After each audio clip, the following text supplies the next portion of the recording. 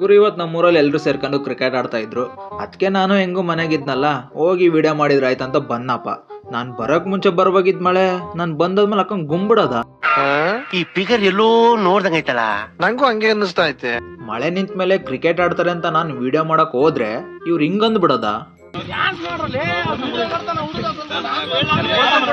ಬರೀ ಡೌಗಳು ನಿಂತ.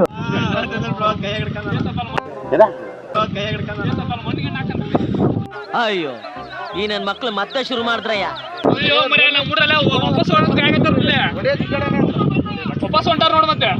ಹೂ stopped you? ನಿಮ್ಮನ್ನ ತಡೆದಿರುವವರು ಯಾರು?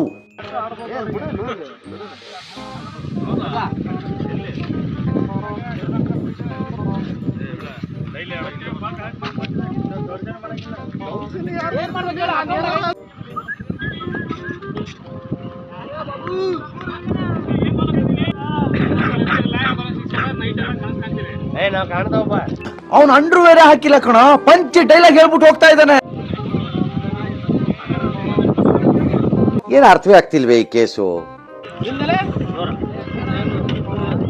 ನಮ್ ದೇಶ ಇದೆ, ನಾವು ಕಟ್ಟಿರೋ ದೇಶ ಇದು.